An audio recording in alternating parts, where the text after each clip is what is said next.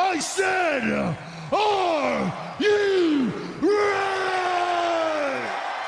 Woo!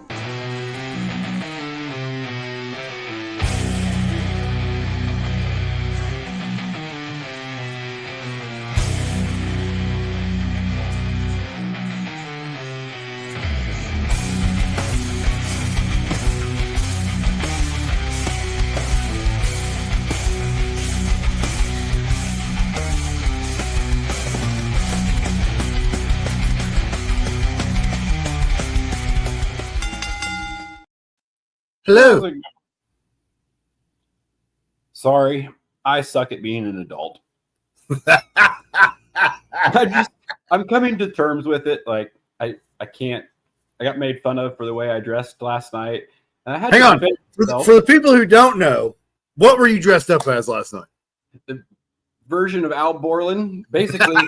So I don't have like adult clothes. Like I wear a hoodie, a t-shirt, and like sweatpants most of the time. So doing the stuff that we've been doing, I've had to slowly change my attire because I have no clothes. I've lost 110 pounds. So I have no clothes at all, let alone nice clothes. So I was like, well, shit, we have to give an award. Like I probably shouldn't just go wearing a t-shirt. So an hour beforehand, I ran to Walmart, and that was the only slightly acceptable shirt that they had.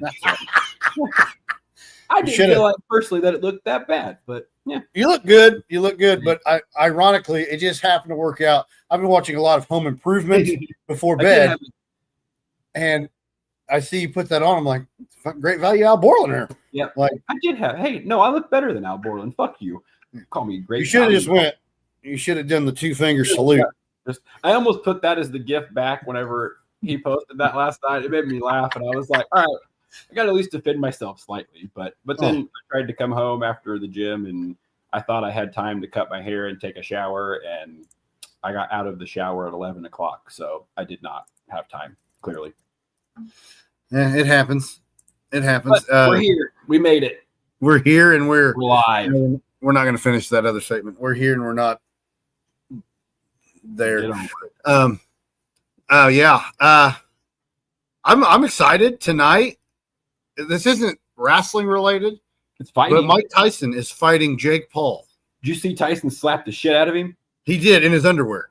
Yeah, which was hilarious. And then they went on, Paul went off and said it was personal. And the only thing I did not like about it, though, was Paul's response seemed very staged. Yes. And it made me like, oh, that almost seemed orchestrated. Like, I wish they would have just let it, even if it is staged, like, let that, because it was almost like he came back and then he added the "he must die" or whatever the fuck he said at the end. And that's the thing.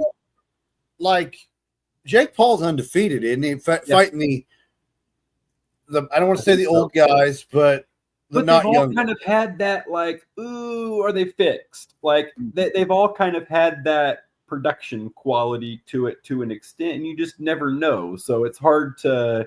Like, I'm definitely going to watch it. I am super pumped to watch. I want to watch Tyson flip that switch and turn into that.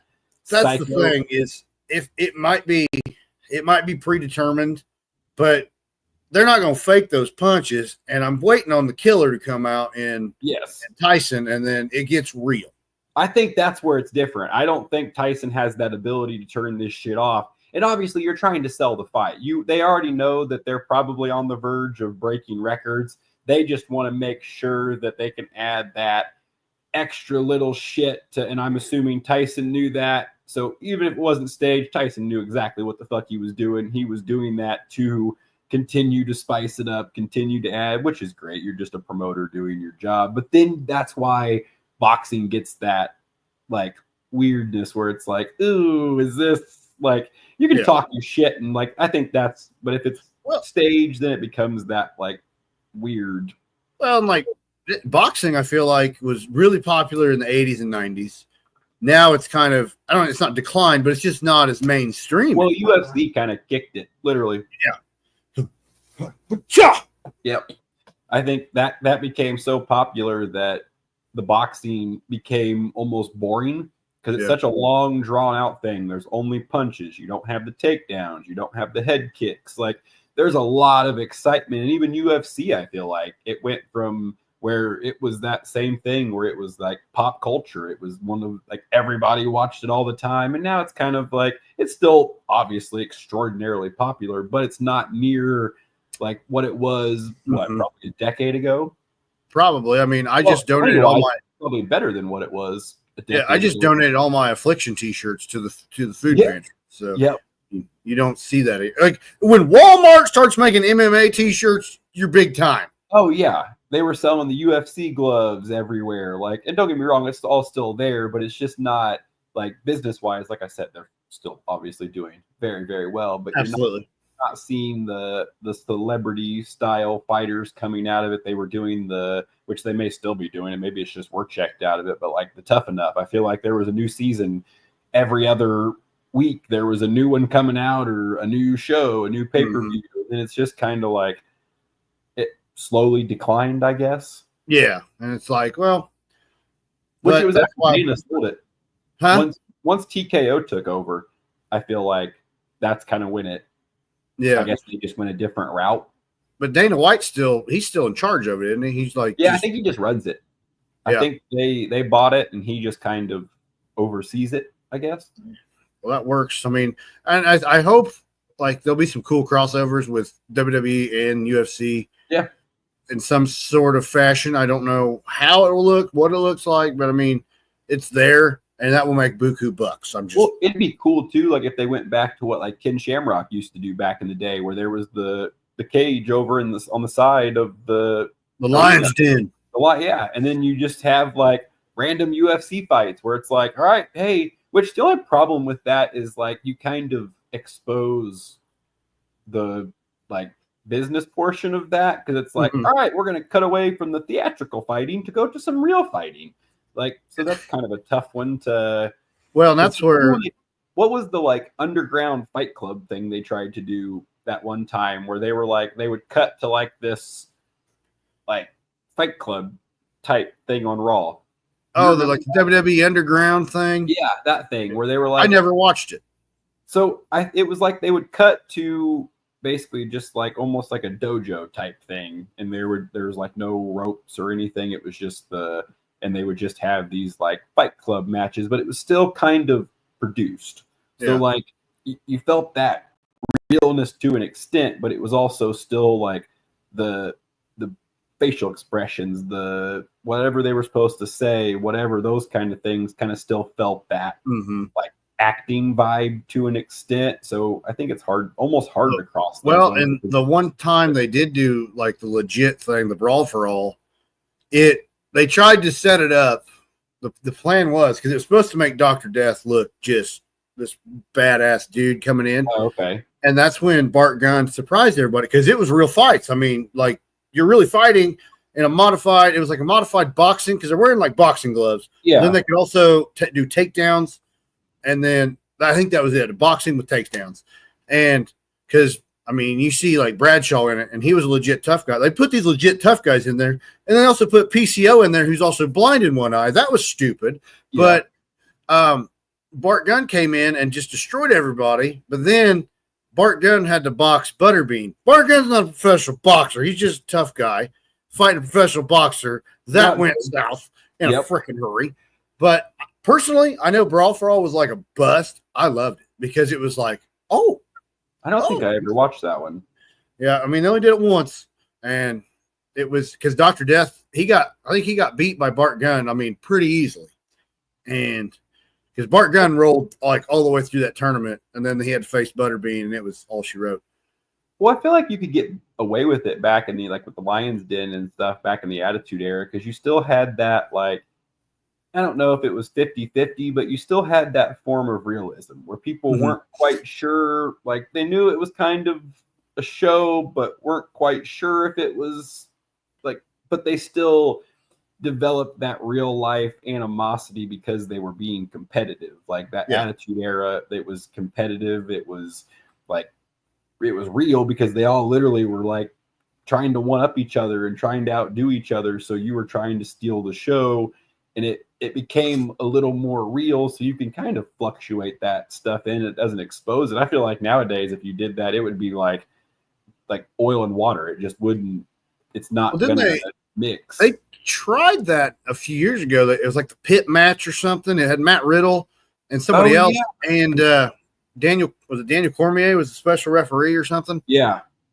Well, kind of the same thing they did with Lesnar and Lashley, where they tried to make it this. If you're going to do that, then it can't be wrestling at all. Like you almost, if you're going to do it that way, you have almost amateur style wrestling because they're great amateur wrestlers. They're great mixed martial artists. And I mean, you could do like a hybrid of all that, but it's almost like go out there and beat the crap out of each other. Whatever happens, and just don't kill each other. Yeah. I mean, and I think too, like if they're setting, like you're talking to these people beforehand, like it's not like you can't make sure everybody's cool with things before you go after it, if that makes sense. Like you kind of like, if you're cool with going hard, then fucking go hard. Like, but if you're not, then yeah, it's kind of one of those things. You pair up the right people in the right situations and you can make it work. I don't know. I'm constantly at the belief that realism in wrestling is huge. Like that's why the things like this Tyson Paul fight, it's that big time feel, like it's real. Like they're going to beat the shit out of each other. Like they're going to go in there and they're going to throw hands and they're going to beat the shit out of each other until one of them goes down. And like people, especially when you get that name value, you get the production behind it, you get the story behind it, you get the drama behind it. Like same thing Conor McGregor used to do. Yep. Now Conor McGregor just has billions of dollars and doesn't give a fuck. He just hangs out on his yacht and wanders around the world. Like, but that's that same concept. He went and sold those fights. He knew what he was doing. He didn't give a shit. He knew he was playing the heel. He was talking shit. And he wanted people to watch his fights, and he became that polarizing figure. It's just like creating that. And that's the same thing with all of these things, with wrestling, with whatever. You create that story behind yourself. You create that buzz behind yourself, and you put that realism into play. And then it's like people buy in because they're intrigued. It's like, oh, is it real? Is it not? Like, okay, now I want to watch it. And Jake Paul's the perfect heel because he's got that face. He just went bang!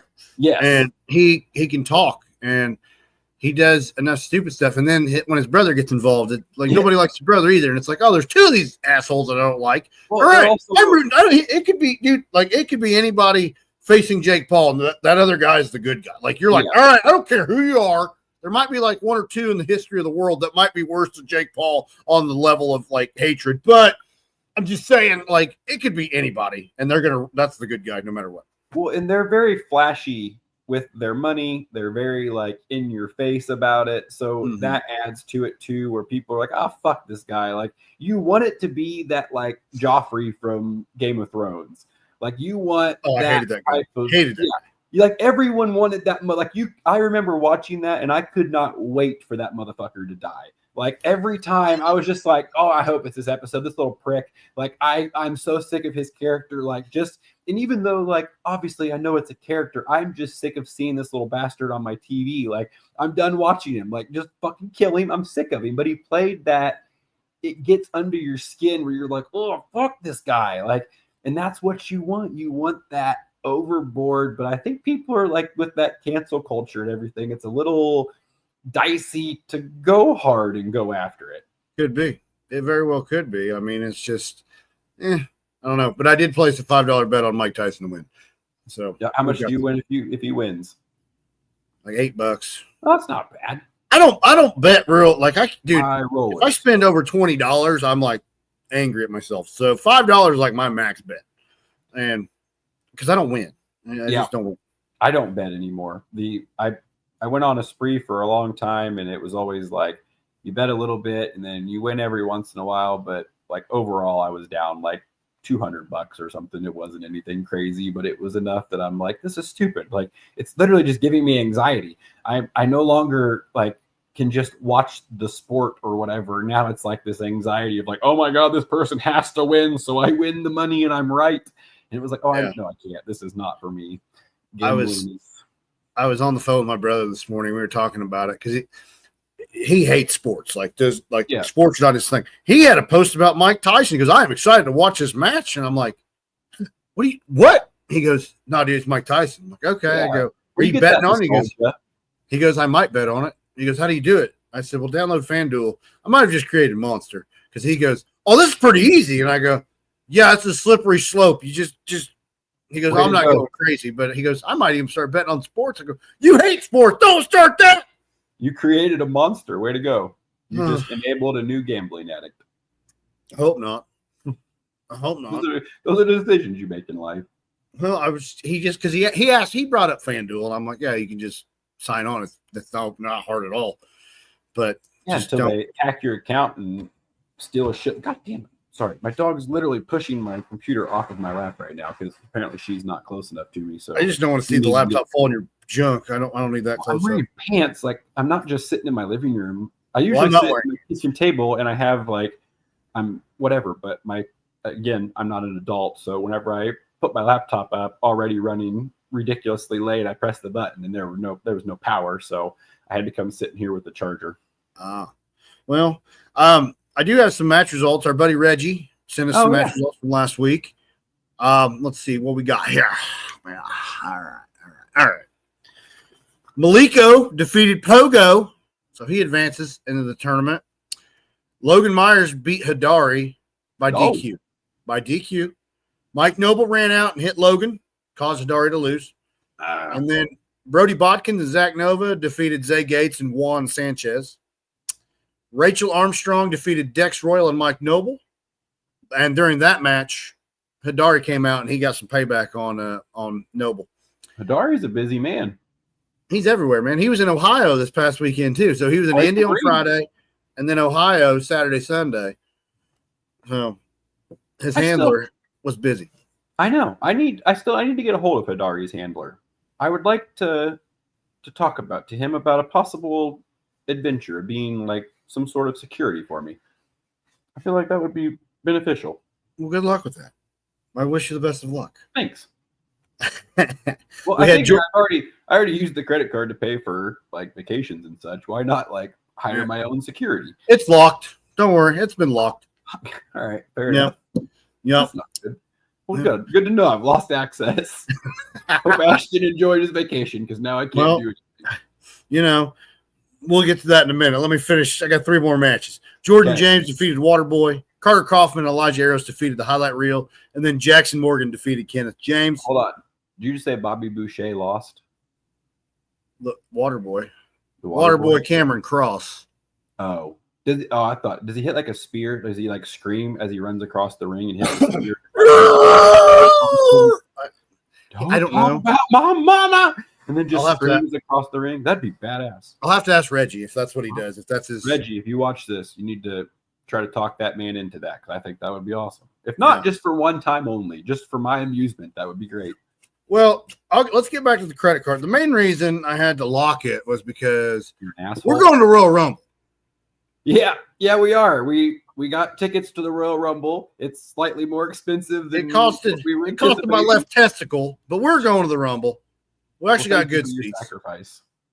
Well, it's better than a human sacrifice. I guess I'll sacrifice one of the boys. Apparently, that's how you get famous, though. I don't feel famous. No. Well, no, because you haven't sacrificed a human yet. I sacrificed myself, kind of. According to Twitter, that's what happens. Or X, sorry. Well, I don't know. Twitter scares me. But, yes, we are going to the Rumble. Yep, I'm excited. We have really, really good seats too. It's gonna be a fucking blast. Well, for that kind of price, we have good seats. Shit, yeah, no shit. Shout out Gray for the aggressive price and the tickets. We are excited to go. We'll get you paid back in 3 to 6 months. Yeah, we're gonna have to make monthly installments. We're poor, so I have a new job going on Friday nights on at the playpen. So keep showing it. Go higher. We talked about this. No, that's just a free sample. You got to go to the OnlyFans. You're for $2.99 a month, and that'll help fund the trip.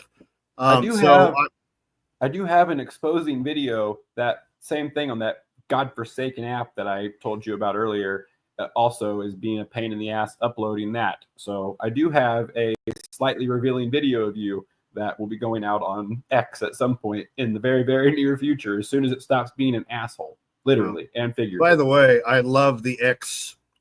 Grok. Is it Grok? Yes, Grok is amazing. I use that.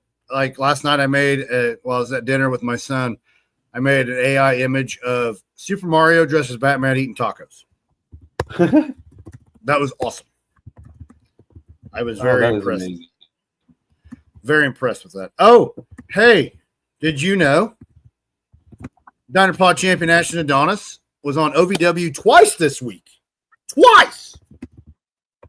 He's now acquired the services of Leela Feist. She is his manager down there in OVW. Oh. He did come up unsuccessfully on Overdrive against Super Z, but I mean, that superhero, man, it's like fighting Superman. It's tough. Yeah, unfortunately, you can't win them all. But like we always talk about, you learn a lot from those losses. So then he's going to be very knowledgeable when he goes and kicks the shit out of Sam next week at Unfinished Business and retains our title. But speaking of Sam, I can even use Grok to get pictures. Did you know? I heard like after Sam won our title, like obviously he had to go to the hospital. He had an issue, so I had Grok pull up a picture of that. They did it. Pretty close. What do you have RoboCop up there? 10-man RoboCop, whatever. You get it. I wouldn't mess with RoboCop. Back at Clash of the Champions in the early 90s, he was Sting's tag team partner, ripped the doors off the jail cell to get Sting out. Oh. Yeah. Your wrestling knowledge is... I wonder if I could use Grok to ask this day in history wrestling questions, because ChatGPT fucked it up and gave me bad information. Yeah, it does that from time to time. Sometimes I don't know if it has to update from time to time, because I typed in like some wrestling results for shows I did not catch, and I was like, that's like 2 weeks ago. Even when I put the current date, it was like. So supposedly Grok is a little more up to date. Like I don't know if it plugs in information from Twitter. If so, that's probably not great. But if it plugs in information from Twitter, then maybe it goes a little bit more like you get real up to date. Yeah, like news, because I don't know how far back ChatGPT goes, but yeah, that was one of the first times I've gotten some incorrect, like fucked up information. Well, and also the ChatGPT feature we use is probably the free version, so they're like, we're not going to give you everything. Whereas Grok, we already pay for it, so they're like, yeah, whatever you want. Okay, so I did just use Grok to ask questions, and it gave me questions, but it didn't give me any of the fucking answers. Oh. Well, I don't know. Answer key to these questions. You might need it. But I definitely need it. I don't know any of these. Well, it happens. But last night, Ashton took on he took on Eric Surge. Eric Surge beat him. Via disqualification because Leela Feist got involved. Well, what did she do? Did she get him disqualified? Yeah, he was laying up against Eric Surge was up against the ropes. She jumped up, put him in like a leg lock a head scissors with her legs, and the ref turned around, caught her in the act. DQ'd. Match is over. Sly. Well, you got to be more sly. You're going to do those things. Exactly. There's new OVW tag team champions though. Oh, Beaches and Cream. Beaches and Cream. Beaches and Cream. Beaches and Cream. They beat the Blockbusters. Sweet. So that tag team is now like the old video store, defunct. Yeah, there was Isn't that. There still one in like Alaska or something, or did it close? It's in Oregon, and it's an Airbnb. Ooh, we should go stay in that sometime. Can we get separate beds? Because I don't want to share.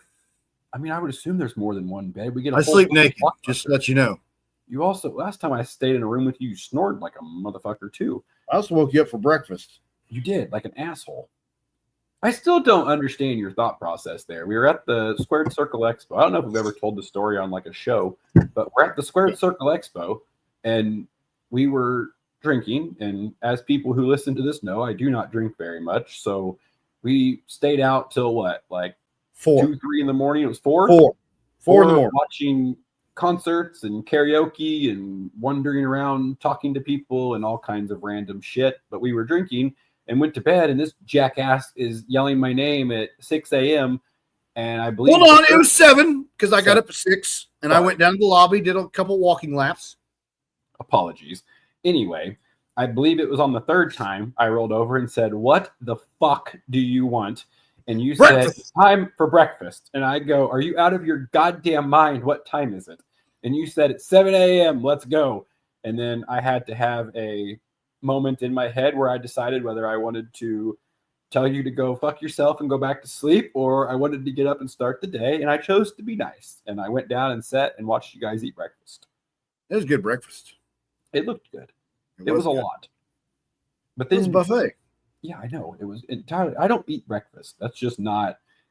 Most of the time I don't eat at all. I was like, you don't eat for days on end. Like, I did get it. I got 65. That's my new record. 65 hours fasting. Well, good job. You got a D+ in fasting. Yeah, I did. I got a D+ in fasting. I was shooting for a B-. I was going for a B-, working into my way to a B+. So maybe next time. But I really felt like I broke myself. So how many days is 100 hours? Ooh, it's like 5.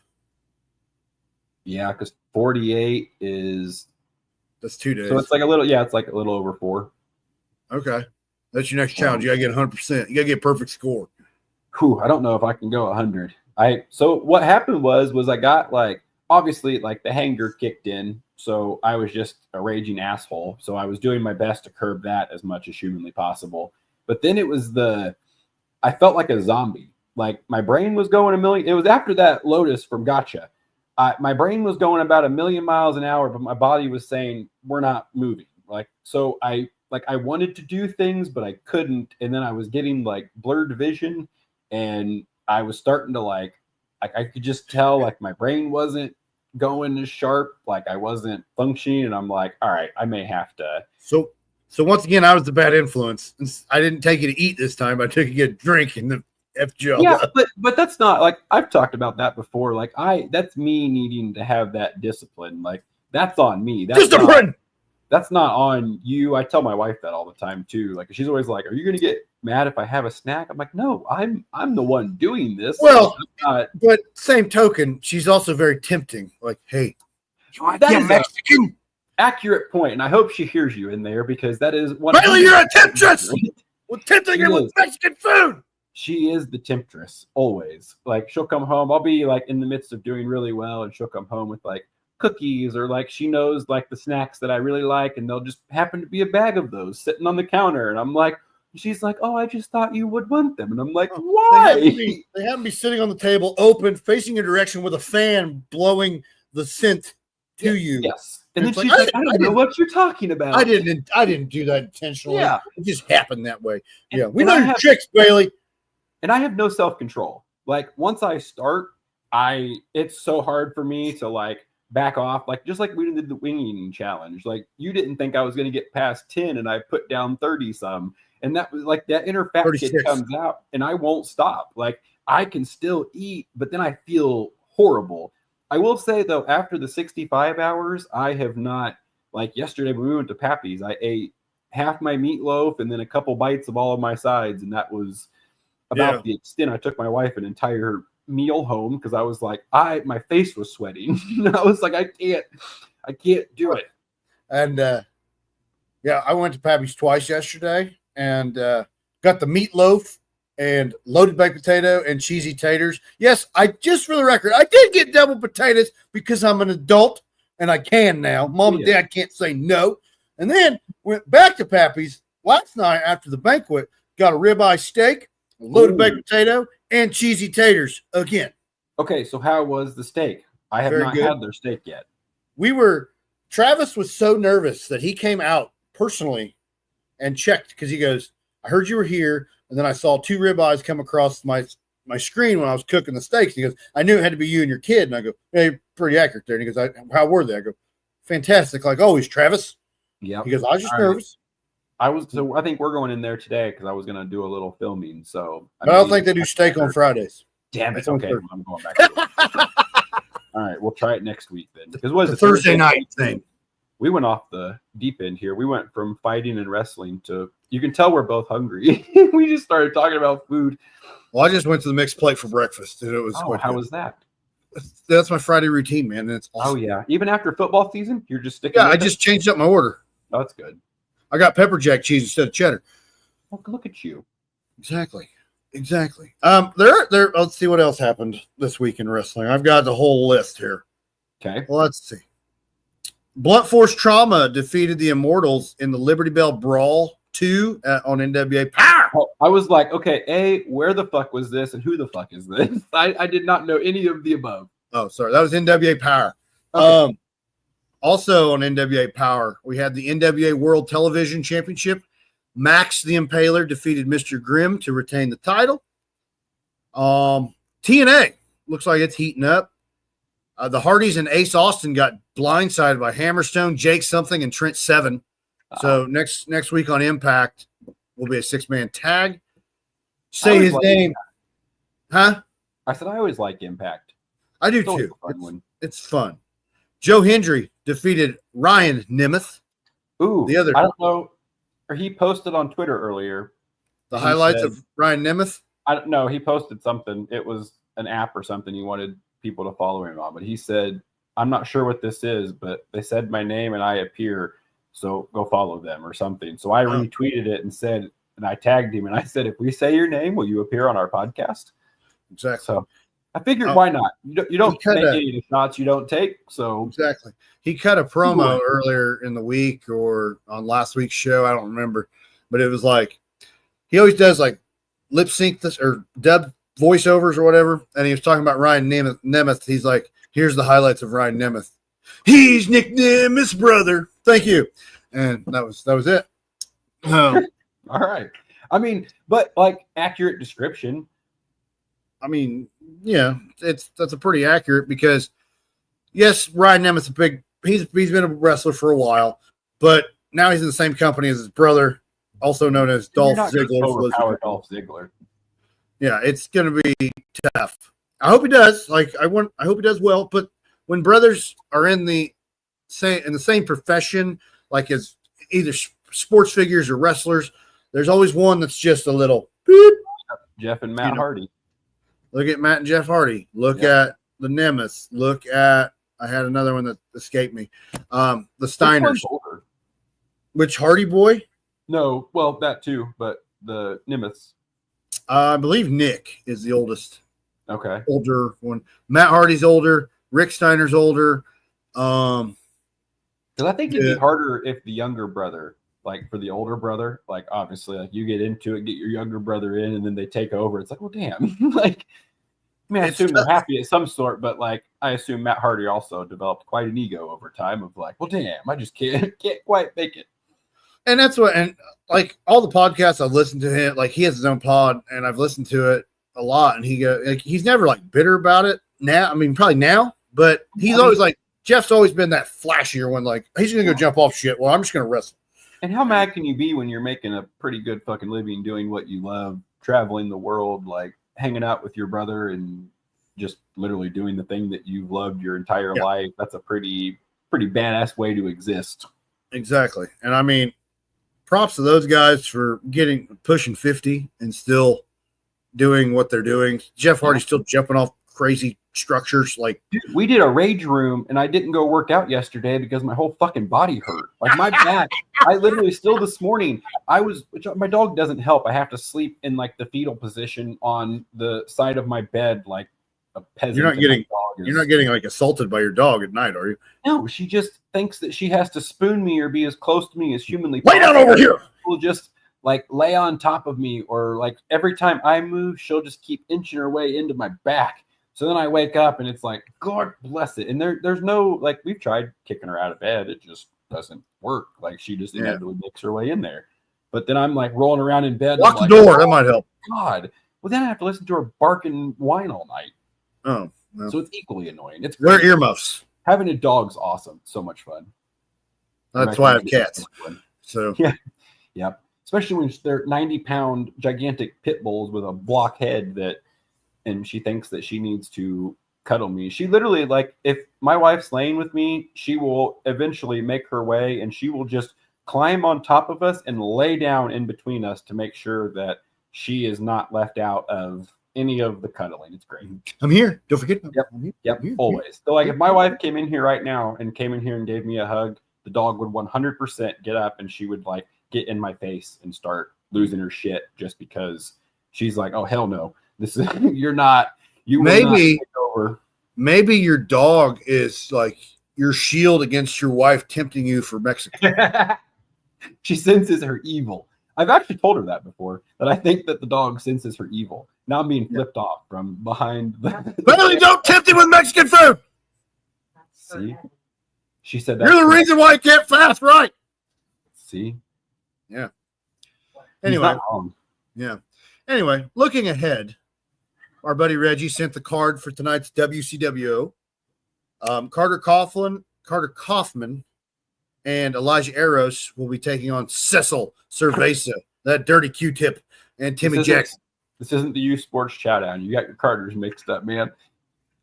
Yeah, I did. Dude, there's a lot of C-K names, and it throws me off. It'd be sweet if Carter could get in the ring, though. Like, just add another notch to the belt. Maybe one day. And then Mike Noble takes on Zach Nova, Juan Sanchez versus Hidari, David Light versus Logan Myers, and Brody Bodkins versus Jordan James. And Reggie also mentioned on January 31st at the WCWO Outlaw Arena, Chavo Guerrero Jr. will be at the show. Does that mean Chavo Guerrero Jr. might be at the Royal Rumble? That's the next night, right down the road. I'm guessing. I'm betting like everybody comes in, like when the Royal Rumble's in town or WrestleMania and probably SummerSlam, they all just. Never mind. I'll talk to you about this off air. Okay. I was getting ready to say something, but hindsight, maybe not the brightest idea to announce something that we need to get on top of now before then. And yeah, so hold on. Yeah, we'll get back to that. Never mind. Proceed. Sorry. Anyway, I think out loud a lot, and I just like talk, and then sometimes I have to stop myself. It doesn't always happen, but every once in a while I'll catch it, and I won't just like start saying dumb shit. You speak before you think. Always. Yeah. So I've learned though. That's me being me, and that I'm okay with that. Like I'm not, if I like, there are times where obviously I need to be cognizant of what I'm saying and paying attention, but like I try to be me all the time. So I let whatever comes out, and it is what it is. Like it's not like I say a bunch of like derogatory dumb shit. Like I say a lot of dumb shit, but like I try not to say anything crazy, but that's not me, so I don't have to worry about it. Like I know I'm not gonna like. You don't want to paint yourself into a corner. No, and if I need to talk some shit, I'll talk some shit. Like I'm not super concerned about it. Yeah. Also, looking ahead, November 23rd. I keep clicking as I talk. Unfinished Signal 10 Wrestling. Unfinished Business comes to town. All right. Mr. H was on the show last week. He announced the full card. We'll go through it again. Diner Pod Championship. Ashton Adonis defends against Sam Knight. I think we all know who's going to win that one, but moving forward. Ashton, of course. Hold on. I just want to make sure we're on the same page. You were talking about Ashton, correct? I just left it blank because that way, if you leave it blank, you're never wrong. Blank. You said you're never wrong if you don't give a name. You're never wrong. No. You said, I think we all know who's going to win that, which means you know who you were thinking. Don't try to scapegoat out of it now. Whatever.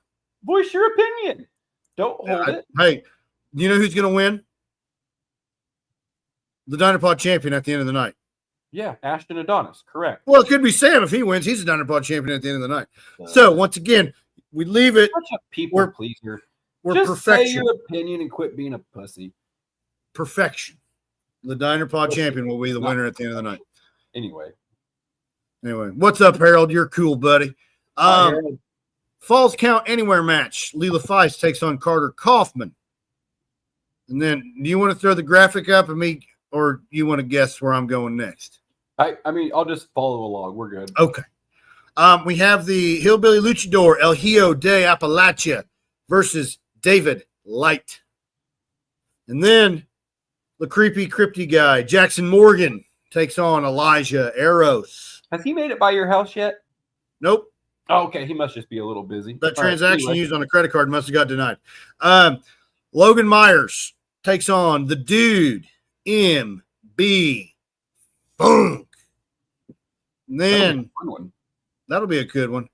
Edris Wolf versus Clayton Clark. If I butcher your name, Idris, I apologize. That again, I'm going to say this every time. That has solid potential to be the match of the night. I got to watch both of these two compete at the Signal 10 Pumpkin Smash show, and Idris Wolf hit a ripcord spear that was one of the coolest moves I've ever seen, and Clayton Clark has been nothing but a badass in both Signal 10 and in HCW, so this literally could take over as match of the night. Well, there we go. The main event, it's non-title. That's like kissing your sister. But anyway, Jake Oman takes on the man beast Hidari. I know Hidari doesn't talk very much, but he should either get somebody to voice their opinion for him, or he should learn how to use his vocal cords, and he should speak up for himself. I think he should challenge him for the title. I think he just grunts. I think he does too. Well, maybe he could grunt in Morse code and tell Mr. H that he wants a shot. Yeah. Just and then maybe pick it up. Yeah. Beat on his chest. And I don't know. Kyle might want to be careful because Hidari might show up and just break his ring. Yeah, Hidari did break a ring over the weekend over there in Championship International Wrestling in Ohio, taking on that, the Michael Elgin guy that's like a brick wall too. Yeah. So big meaty men breaking rings. A lot of meat smacking against each other. That is true. Looking ahead, November 30th, Lafayette, Indiana, House of Heat Pro Wrestling, the Holiday Hangover. We have, I believe they not have the entire match or the entire card announced. There's a house rules match. Shane Mercer takes on Marino Tenaglia. We have a tag match. Bret Havoc and David Ali taking on Josh Crane and Alex Colon. GPA and Laney Luck versus Ashlyn Alexander and Tommy Davis. Sam Holloway and Philly Collins are facing each other. Heather Monroe versus Ari Alexander. Maggie Lee versus Rachel Armstrong. And the Gary J Open Challenge. All right. And then the last match announced, which they just announced their show coming up. Also, same day in West Terre Haute, Indiana, Hybrid Championship Wrestling Takeover 3. We had a match announcement for that one, didn't we? We did, and it will be a ladder match for the vacant HCW Championship. Ace Perry taking on Clayton Clark. Yeah, we did not get a winner at the last one, so the title is still up for grabs. And this one is very personal. Ace was making comments about Clayton's lady friend, and he did give her flowers. So I think that just shows what a stand-up gentleman Clayton is. He was just trying to be nice. He was trying to win over and show her what a true gentleman. Well, I mean, I felt like Ace, or just trying to piss him off. That could be too. Probably. I mean, who knows? I mean, Ace plays mind games like that. Clayton did come out with the boot of Dalton Davis, full of flowers, also. So he did. I don't know who he gave them to. I believe, didn't he give them to Ace? He might have. We were drinking. I don't remember. Yeah. By that point, we were multiple beers in, and the commentary was a flowing. It was a loosey-goosey. That was our first time drinking on commentary, and I gotta say, I'm a fan. I've never drank on the job before. I did not hear back. I did ask how it all sounded, but I did not hear back. So I'm not sure how it sounded, but we had a lot of fun. I saw a couple clips. Sounds like us anyway, like normal. Right, perfect. I don't know if that's good or bad. It just sounds normal. Good. We got quite loosey-goosey on that episode of HCW, so we had some fun. Absolutely. So, well, I have to poop. You've had to poop for literally 45 minutes. I know. So I'm going to go do that. Do we want to say hi to our sponsors real quick before we jump off? Oh, yeah. We got to do that. Thank you to our gold sponsors. Wabash Valley Plumbing. They're going to have to come to your house to lay pipe after you clog it. They might. Pappy's Barbecue. I ate there twice. That's the reason you're about to go clog your toilet. Peak Performance Gym. Where you should be going to work off, said Pappy's. Stitch Brands. They embroider stuff. And you'll be moving your trailer later. I will. RJ's Formal Wear. They got pretty cool suits, man. And I'm walking in the dark right now in sunglasses. This is dangerous. Wabash Valley Adult Teen Challenge. I don't have a smart ass remark for that one. Nope. U.S. Lawns of Terre Haute. They mow grass. Also don't have a smart. Did you really go to the bathroom in the meantime? Okay, you can't shit while we're live. You, Jesus. What? This is what I have to I'm work still with. here. I just want to make sure that everyone watching understands that this is what happens after we get off the show. Almost every time is he eventually, before the banner is off, I get to see him sit. Like we're literally live with Evan taking a shit right now. So this is great. This is exactly the type of way we should end this show. Just know when nature calls, you gotta go. Well, you enjoy your shit. All right, I'm putting her down. No, please don't. Bye. Bye.